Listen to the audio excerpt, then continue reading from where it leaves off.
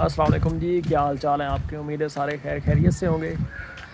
آج آپ سے بات کرنی ہے ایک کنسلٹنسی کے حوالے سے کہ اسپیشلی پاکستانی دوستوں کو کہ جب آپ پاکستان میں کہیں پہ آپ نے فوراً جانا ہوتا ہے اور آپ اپنا کنسلٹنٹ ڈھونڈ رہے ہوتے ہیں کہ میں نیکسٹ پروسیس کے لیے کسے چوز کروں، یہ بڑا مسئلہ ہوتا ہے۔ اس میں آپ کے پاس کچھ آپشن ایسے آئیں گے کہ جس میں ایک کنسلٹنٹ آپ سے کچھ 30,000 25,000 سم تھنگ لائک دیٹ وہ آپ سے چارج کر رہا ہوگا اور بدلے میں سیم پروسیس ہے۔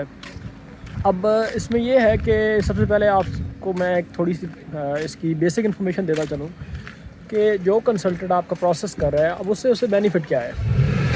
تو یہ بیس کرتا ہے یونیورسٹی پہ۔ کچھ یونیورسٹیز جو ہیں انہیں 1,000 تقریباً 1,000 پاؤنڈ سے لے کر 2,500 پاؤنڈ تک میں 3,000 پاؤنڈ تک بھی میں نے سنا ہے اتنی اماؤنٹ انہیں ملتی ہے، اور وہ تب ملتی ہے جب ایک اسٹوڈنٹ اپنی فی کمپلیٹ کرتا ہے، اس سے پہلے نہیں۔ تو موسٹ پرابیبلی جب آپ ان کے پاس جائیں گے اور آپ انہیں اپنا کیس بتاتے ہیں کہ میرا یہ کیس ہے، میرے پاس اتنی اماؤنٹ ہے، اسٹیٹمنٹ میری ہے یا نہیں ہے، جو بھی ہے، تو پھر وہ آپ کی کنڈیشن دیکھتا ہے۔ اگر آپ اسے اچھے پیسے دے سکتے ہو پھر وہ آپ کو ایک ایسی یونیورسٹی وہ ایک بنا کے پراپر اس کی ریپو بنا کے آپ کے سامنے رکھے گا کہ یار یہ یونیورسٹی ہے، اس میں اتنے بینیفٹس ہیں، یہاں پہ اتنے دوست پڑھ رہے ہیں، یہ ہے وہ ہے بلا بلا سب کچھ۔ آپ نے کوشش ایسے کرنا ہے کہ جہاں پہ اسپیشلی جو لوگ UK آ رہے ہیں کہ جب آپ یہاں پہ یونیورسٹی آپ نے چوز کرنی ہے تو اس کا بیک گراؤنڈ آپ کے پاس ہو آلریڈی۔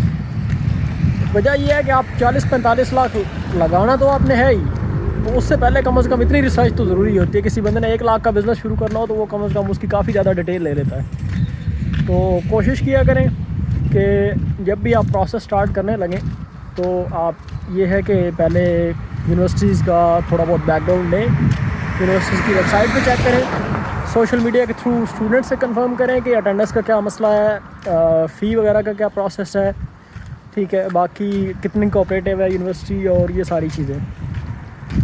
اور اس کے بعد آ جاتے ہیں نیکسٹ جو چیز ہے کہ وہ یونیورسٹی یہاں پہ آپ نے اکاموڈیشن رکھنی ہے۔ ان کیس اگر آپ کا کوئی جاننے والا بندہ ہے یا کوئی بندہ آپ کو سپورٹ کر رہا ہے تو وہ اس اکاموڈیشن سے آپ کی یونیورسٹی دور کتنی پڑتی ہے۔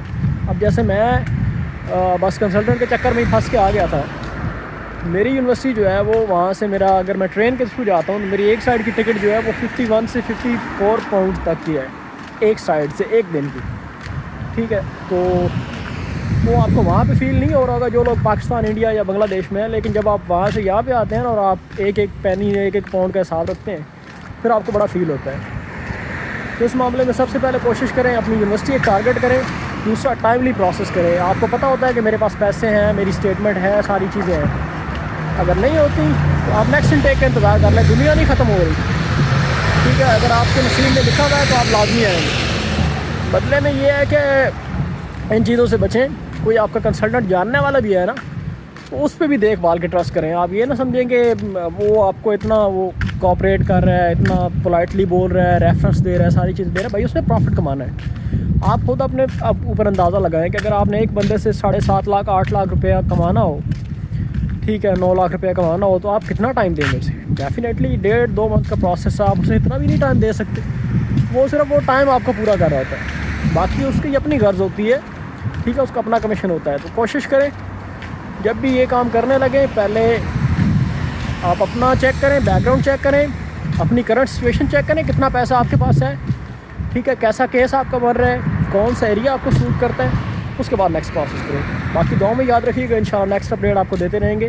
اللہ حافظ۔